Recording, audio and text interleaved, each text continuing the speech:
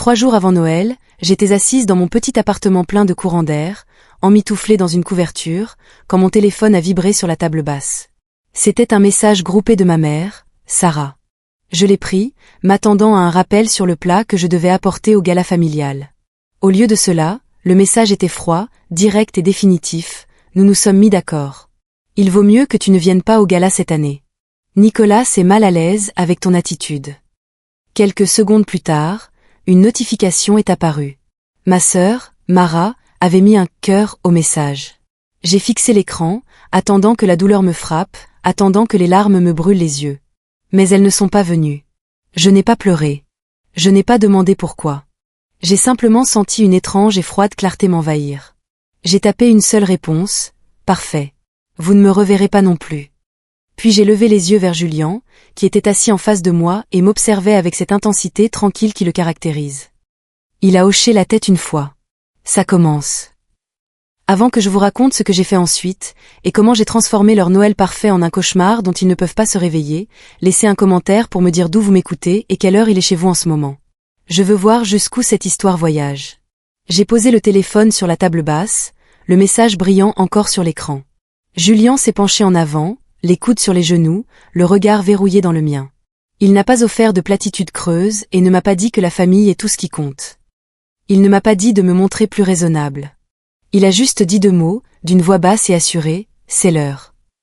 Je l'ai regardé, je l'ai vraiment regardé. Pour ma famille, Julien n'était que le gars effacé qui conduisait une vieille berline et n'avait jamais grand-chose à dire lors des dîners. Il voyait un moins que rien. Moi, je voyais l'homme qui m'avait tenu pendant que je tremblais à cause des cauchemars impliquant Nicolas. Je voyais l'homme qui avait, calmement et méthodiquement, aidé à construire une forteresse autour de ma vie pendant qu'ils étaient occupés à essayer de la démolir. Je me suis levée, laissant tomber la couverture. Je suis allée vers le placard et j'ai sorti la housse à vêtements que j'avais cachée au fond il y a 3 mois. Je n'ai pas pris de sac de voyage, je ne faisais pas mes valises pour quitter la ville. Je m'habillais pour la guerre. J'ai sorti la robe. Elle était stricte, professionnelle. Un vert émeraude profond qui me donnait l'air de posséder la pièce, et non de m'excuser d'y être. Julien est allé dans la chambre et en est ressorti vêtu d'un costume qui semblait trompeusement simple, mais je savais à quoi m'en tenir. Il était parfaitement taillé, le tissu était sombre et coûteux. Il a mis ses lunettes, celles qu'il ne portait que lorsqu'il travaillait sur une affaire. Et soudain, le petit ami tranquille avait disparu. À sa place se trouvait quelqu'un de dangereux.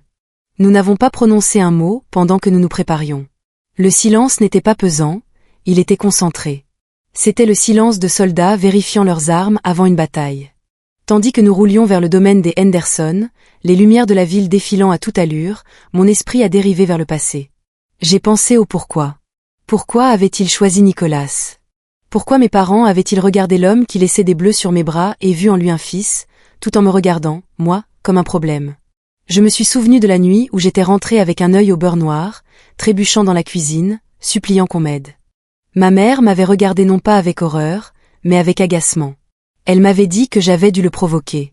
Elle m'avait dit que Nicolas subissait beaucoup de stress en tant que PDG, que je devais être plus compréhensive. À l'époque, je pensais qu'ils étaient aveugles. Je pensais que si je l'expliquais mieux, si je leur montrais simplement la douleur, ils se réveilleraient. Mais en regardant la route familière serpenter vers le manoir, j'ai enfin accepté de voir la vérité.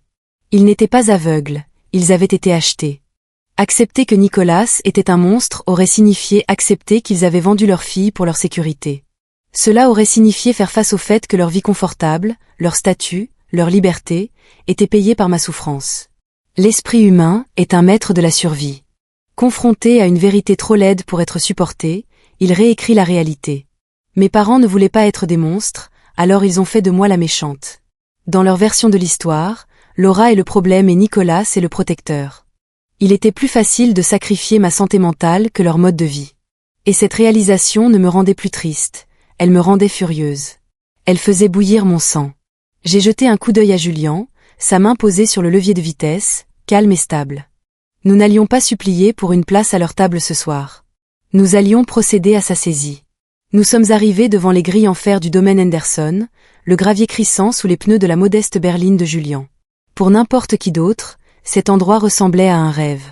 Le vaste manoir colonial baignait dans une lumière dorée et chaleureuse, avec des couronnes élégantes à chaque fenêtre et un sapin de Noël qui s'élevait sur 2 étages dans le hall d'entrée. L'allée était un défilé de SUV de luxe et de voitures de sport allemandes, témoignage de la réussite supposée de la famille. Mais en regardant les colonnes blanches immaculées, je n'ai pas vu une maison. J'ai vu une société écran. J'ai vu un monument bâti sur l'évasion fiscale et les prêts occultes, une façade magnifique cachant une structure pourrie sur le point de s'effondrer. Nous avons monté les marches, l'air froid de l'hiver me piquant les joues. J'entendais le murmure des conversations et le tintement cristallin des verres à l'intérieur. Je n'ai pas frappé. J'ai ouvert la porte et je suis entré dans la chaleur. La conversation s'est arrêtée instantanément. C'était comme si quelqu'un avait coupé le courant. Le quatuor à cordes dans le coin s'est arrêté de jouer en plein milieu d'une mesure. 50 têtes se sont tournées. Des cousins, des partenaires d'affaires, des voisins, des gens qui avaient passé des années à entendre dire à quel point j'étais instable et difficile, me fixaient comme si j'étais un fantôme. Ma mère, Sarah, fut la première à bouger. Elle ne s'est pas précipitée pour m'embrasser. Elle a marché vers nous, ses talons claquant agressivement sur le marbre, le visage figé dans un masque de fureur paniquée. Elle m'a saisi le bras, ses ongles s'enfonçant dans ma peau à travers ma manche, et a sifflé d'une voix assez basse pour ne pas déranger les donateurs, mais assez forte pour trancher. « Qu'est-ce que tu fais ici ? Nous t'avons dit de rester à l'écart. Et pourquoi l'as-tu amené, lui ?» Elle a jeté un regard de mépris pur et simple à Julian. Pour elle, dans son costume de prêt-à-porter et avec son attitude discrète, il n'était rien. Il était une tache sur sa tapisserie parfaite. Elle le regardait comme s'il était un domestique, comme s'il aurait dû emprunter l'entrée de service. Avant que je puisse répondre, la foule s'est écartée. Nicolas s'est apparu. Il était impeccable, je dois le lui accorder. Il portait un smoking qui coûtait plus cher que ma première voiture, tenant un verre de scotch ambré à la main. Il marchait avec cette grâce aisée et prédatrice d'un homme à qui on n'a jamais dit non. Il n'avait pas l'air en colère, il avait l'air amusé. Il s'est avancé droit vers nous, m'ignorant complètement, et s'est arrêté devant Julian. « Vous devez être le chauffeur », a dit Nicolas, la voix assez forte pour que toute la pièce l'entende. Il a fouillé dans sa poche, en a sorti un billet de 5 $ froissé et l'a glissé dans la poche de poitrine de Julian. « Pourquoi ne seriez-vous pas un bon petit gars en allant garer votre voiture à l'arrière ? Vous gâchez la vue des Porsche. » Mon père, Grégory, s'est approché derrière lui et a lâché un éclat de rire. Il a frappé l'épaule de Nicolas, rayonnant d'une fierté qu'il ne m'avait jamais témoignée. « Bien envoyé, fiston », a dit Grégory. C'est si dur de trouver du bon personnel de nos jours. La pièce a vibré d'un rire poli et cruel. Ma sœur, Mara, souriait avec dédain derrière sa coupe de champagne. J'ai senti la chaleur monter dans ma poitrine, le vieil instinct de s'effacer, de s'excuser, de s'enfuir. Mais j'ai regardé Julian. Il n'a pas bronché. Il ne s'est pas mis en colère. Il a regardé le billet de 5 $, puis a levé les yeux vers Nicolas et lui a adressé un petit sourire poli. C'était le sourire d'un loup regardant un mouton expliquer pourquoi il ne devrait pas être mangé. « Je vais garder ça précieusement », a dit Julian doucement. Ma mère nous a poussés vers une table dans un coin, loin du centre de la pièce, nous traitant comme une tâche embarrassante qu'elle ne pouvait pas récurer. Elle pensait nous remettre à notre place. Elle ne réalisait pas qu'elle s'enfermait dans une cage avec les seules personnes qui détenaient la clé. Ils pensaient être des membres de la royauté tenant leur cours. Ils ne savaient pas qu'ils étaient déjà les sujets d'un royaume qui avait été conquis la veille au matin. Le dîner fut servi. Des serveurs en gants blancs se déplaçaient comme des fantômes, déposant des assiettes de filets mignons devant des gens qui avaient vendu leur âme pour se les offrir. Je n'ai pas mangé. J'ai observé. J'ai regardé mon père, Grégory, se lever et tapoter une cuillère en argent contre son verre en cristal. Le tintement sec a coupé les murmures de la salle. La conversation s'est éteinte. Il a regardé autour de lui, tel un roi inspectant un royaume qui brûlait déjà, il ne sentait simplement pas encore la fumée. Il a levé son verre vers Nicolas, l'homme du jour. « À Nicolas !» a hurlé Grégory, la voix lourde d'une fierté indue. « Le fils que je n'ai jamais eu. » Il a marqué une pause pour le rire poli qui a suivi. Il fut obéissant et creux. Puis ses yeux m'ont trouvé, au fond dans mon coin. Il ne contenait pas d'amour, il contenait un défi. « Vous savez, » a-t-il continué, sa voix descendant vers un murmure théâtral, « dans cette vie, certains enfants nous épuisent. Ils prennent et prennent jusqu'à ce qu'il ne reste plus rien. Et d'autres nous soutiennent. Ils se manifestent. Ils nous sauvent. Nous sommes bénis, vraiment bénis, d'avoir Nicolas à la barre. » Les applaudissements furent tonitruants. Nicolas n'avait pas l'air humble. Il ressemblait à un chat qui venait d'avaler un canari et attendait le dessert. Il s'est adossé, un bras négligemment posé sur le dossier de sa chaise, savourant l'instant. Il a souri à mon père, un sourire complice qui disait « Ce monde nous appartient ». Il pensait avoir gagné. Il pensait que cette adoration publique était le dernier clou de mon cercueil. Il pensait que j'allais m'effacer, honteuse de la comparaison, écrasée par le poids de leur désapprobation. Mais je ne m'effaçais pas. Je calculais. Je me souvenais de chaque fois où mon père nous avait comparés. Pourquoi ne peux-tu pas être plus comme Nicolas? Nicolas sait comment gérer les gens. Nicolas est un leader. Ils avaient vénéré la main qui me frappait parce qu'elle les nourrissait aussi. Ils avaient troqué ma sécurité contre son silence. Ils m'avaient brisé autrefois, m'enlevant ma voix morceau par morceau. Mais ce soir, je l'avais retrouvée, et elle était plus tranchante que l'acier. Je me suis levée. Ma chaise a grincé bruyamment sur le marbre. Le son a coupé les applaudissements comme un coup de feu. Les têtes se sont tournées. Les yeux de ma mère se sont agrandis en signe d'avertissement, sa bouche formant un « assieds-toi » silencieux. Je ne me suis pas assise. J'ai projeté ma voix jusqu'au fond de la salle. « Est-ce le sauveur parce qu'il a payé tes factures, papa ?» ai-je demandé. Mon ton était conversationnel, d'un calme mortel. Où est-il le sauveur parce qu'il est au courant pour la fraude fiscale? Le silence qui a suivi était pesant, étouffant. C'était le bruit de 100 personnes retenant leur souffle en même temps. Le visage de mon père est passé du rouge au livide en un instant. Le verre de vin dans sa main a tremblé, envoyant une ondulation de liquide rouge dangereusement près du bord. C'est alors que le détournement de réalité a commencé. C'était presque impressionnant de voir à quelle vitesse il changeait de tactique. C'était un réflexe, un mécanisme de défense rodé sur des décennies. Ma mère s'est levée, faisant tomber sa serviette au sol. Elle est instable, s'est écriée Sarah, la voix stridente de panique. Elle s'est tournée vers les invités, les mains agitées, les suppliant de m'ignorer. C'est pour ça que nous ne l'avons pas invitée. Elle fait une crise. Elle imagine des choses. Ma sœur, Mara, a renchéri avec un rictus depuis l'autre bout de la pièce. Mon Dieu, Laura, tu te donnes en spectacle. Assieds-toi ou sors. Tu gâches tout. Ils étaient doués pour ça. Pendant des années, ils m'avaient fait douter de ma propre perception de la réalité. Ils m'avaient fait croire que les bleus étaient ma faute, que les insultes étaient des blagues, que la négligence était de l'amour. Mais je n'acceptais plus leur version de la réalité. J'avais les preuves en main. Nicolas s'est levé. Il n'avait plus l'air amusé. Le masque du fil bienveillant a glissé, révélant le prédateur en dessous. Il a marché vers notre table, ses mouvements lents et délibérés. Il essayait de m'intimider. Il essayait de me faire sentir toute petite. « Tu donnes un spectacle déplorable, Laura », a dit Nicolas, la voix basse et dangereuse. Il s'est arrêté à quelques centimètres de moi, me surplombant, bloquant la lumière. Peut-être as-tu besoin d'une autre leçon de respect. Peut-être as-tu besoin qu'on te rappelle ta place. Il a levé la main. C'était subtil, juste un tressaillement, un mouvement de l'épaule. Mais je savais ce que cela signifiait. Je connaissais le poids de cette main. Je connaissais la douleur qu'elle promettait. Mais il avait oublié une chose, je n'étais plus seule dans le noir. Nicolas a claqué des doigts, un son sec et arrogant qui a résonné dans le silence. 2 gardes de sécurité, des hommes costauds dans des costumes mal taillés qui rôdaient près de l'entrée, se sont avancés. « Sortez-les d'ici », a ordonné Nicolas, sans même les regarder, les yeux toujours fixés sur moi avec ce regard froid et mort. Et si elle résiste, traînez-la. C'est à ce moment-là que l'atmosphère dans la pièce a changé. Ce n'est pas moi qui ai bougé, c'est Julian. Il ne s'est pas jeté sur lui. Il n'a pas crié. Il s'est simplement interposé entre moi et Nicolas. C'était un mouvement fluide et précis, comme une porte qui claque pour couper un courant d'air. Il a glissé la main dans la poche de sa veste, la même poche où Nicolas avait fourré le billet de 5 $, et en a sorti une paire de lunettes à monture métallique. Il les a mises. C'était un petit geste, mais la transformation fut absolue. Le chauffeur effacé et soumis avait disparu. À sa place se tenait un homme qui semblait capable d'acheter et de revendre chaque personne dans cette salle avant le petit déjeuner. Le garde de sécurité a tendu la main vers mon bras. Julian ne l'a pas regardé.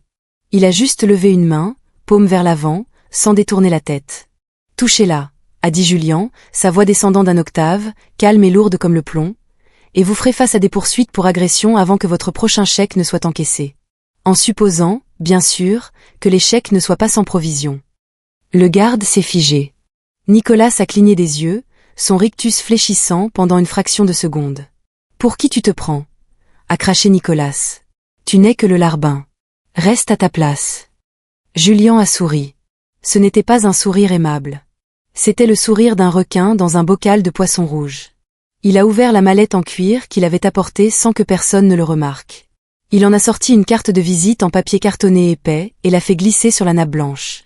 Elle s'est arrêtée parfaitement devant le verre de scotch de Nicolas. « Je ne suis pas son chauffeur », a dit Julien, son élocution nette tranchant le silence de la pièce. « Je suis Julien Vance, associé principal chez Sterling & Vance. Nous sommes spécialisés dans la liquidation d'entreprises à haut risque et l'acquisition d'actifs en difficulté. » Un murmure de stupeur a parcouru la salle. Même les cousins au fond connaissaient ce nom. Sterling & Vance ne s'occupait pas de contraventions routières, il démantelait des sociétés. Nicolas fixait la carte, le visage livide. « Et en ce moment même, » a continué Julien, « j'agis en tant que conseiller juridique pour l'unique créancier prioritaire de la propriété dans laquelle vous vous trouvez actuellement. » « Créancier ?» a bafouillé mon père, se levant si vite que sa chaise a basculé. « De quoi parlez-vous ? Je possède cette maison. J'ai bâti ce domaine. »« Non, papa, » ai-je dit. J'ai fouillé dans mon sac et j'ai sorti le dossier, l'épais dossier rouge que j'avais porté avec moi comme un bouclier. Je l'ai jeté sur la table. Il a atterri avec un bruit lourd et satisfaisant juste à côté de la côte de bœuf. Tu ne la possèdes pas, tu l'as cachée. J'ai regardé les invités, élevant la voix pour que chaque donateur et voisin puisse entendre. Mes parents ont créé une société écran, une LLC, pour cacher ce manoir au fisc. Ils pensaient être malins. Mais pour maintenir ce train de vie, pour continuer à acheter des voitures et à organiser ses fêtes. Ils avaient besoin de liquidités. Alors ils ont contracté des prêts occultes, à taux élevés, prédateurs. J'ai regardé Nicolas. Des prêts que lui a arrangés pour eux. Nicolas avait l'air d'être sur le point de vomir. Il savait exactement ce qu'il y avait dans ce dossier. Ils sont en défaut de paiement depuis 3 mois, ai-je déclaré, la voix ferme et froide. La banque s'apprêtait à saisir le bien discrètement. Il ne voulait pas de scandale. Alors hier matin, j'ai passé un appel. J'ai racheté le billet à ordre. J'ai racheté la dette. Tu ne peux pas faire ça, a chuchoté ma mère, les mains tremblantes. Tu n'as pas cet argent. Si, maintenant, ai-je répondu. Et parce que vous avez signé un contrat de prêt commercial pour votre petite LLC de paradis fiscal, vous avez accepté une clause de confession de jugement. J'ai désigné le document au sommet de la pile. Sais-tu ce que cela signifie, Grégory ? Cela signifie que tu as renoncé à ton droit à un procès. Cela signifie qu'à la seconde où vous avez manqué un paiement, le créancier, moi, pouvait saisir les actifs sans juge, sans audience et sans préavis. Je me suis penché sur la table, posant mes mains à plat sur le bois, fixant mon père droit dans les yeux. Je possède la dette. Je possède la LLC. Et je possède la chaise sur laquelle tu es assis. Nicolas a ri. Ce n'était pas un rire nerveux. C'était un bruit humide et hideux qui bouillonnait dans sa poitrine, brisant la tension de la pièce comme une assiette qui s'écrase au sol. Il a secoué la tête, regardant le dossier que j'avais jeté, puis il a relevé les yeux vers moi avec un rictus de pitié. Il n'était pas battu, il ne faisait que commencer. C'est très malin, Laura, a dit Nicolas en reprenant son scotch. Il a pris une lente gorgée, ses yeux ne quittant jamais les miens. Racheter la dette, saisir la LLC. Très dramatique. Mais tu as oublié une chose. Tu as oublié pourquoi tes parents m'ont laissé entrer chez eux au départ. Il a glissé la main dans sa veste de smoking. Pendant une seconde, toute la salle a tressailli, s'attendant à une arme, mais il a juste sorti une clé USB. Il l'a brandie, la laissant accrocher la lumière du lustre. Nicolas s'est approché, la voix basse mais portant loin, « Expulse-nous, et j'envoie cette clé au fisc, au procureur et à toutes les rédactions de l'État. » Ma mère a éclaté en sanglots. Mon père s'est figé. Vos parents n'ont pas seulement caché la maison, a-t-il poursuivi. Ils ont caché des millions de revenus, blanchiment, fraude électronique, fraude fiscale. Mara a signé les chèques. Si je tombe, ils vont tous en prison fédérale. Il s'est encore rapproché. Alors appelle la police. Expulse-nous. Mais sache que tu seras la fille qui a envoyé ses parents au fer. Le silence s'est abattu sur la pièce. Mes parents me regardaient, suppliants. J'ai souri. Je comptais là-dessus. Nicolas a froncé les sourcils. J'avais besoin que tu me menaces à voix haute devant des témoins pour que tu avoues que tu extorques ma famille. J'ai fait un signe de tête à Julien. Il a sorti un document relié en bleu. Document numéro 2, le testament d'Eleanor Henderson. Mon père a bafouillé, elle est morte fauchée. Non, ai-je dit, elle est morte intelligemment. Julian a lu, un patrimoine de 5 millions de dollars placé dans une fiducie de protection.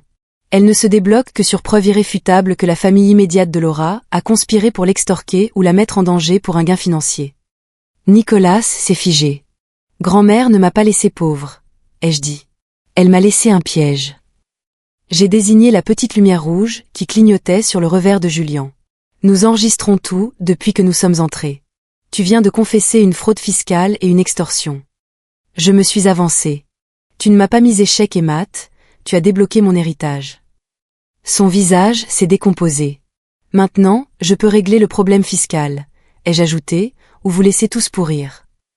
Ma mère s'est précipitée vers moi, désespérée. Nous l'avons fait pour protéger la famille. Maintenant que tu as l'argent, nous pouvons arranger ça.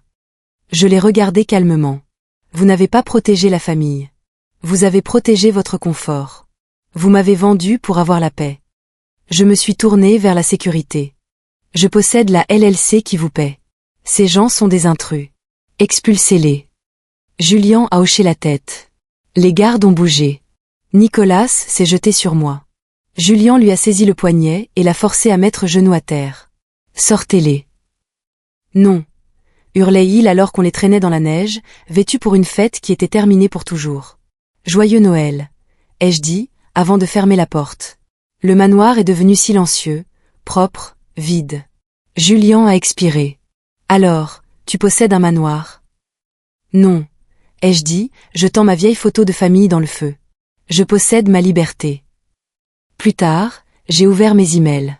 J'avais déjà les copies des dossiers. Julian a hésité. Tu as gagné. Tu n'es pas obligé de le faire. Gagner, ce n'est pas s'échapper, ai-je répondu. C'est les empêcher de recommencer.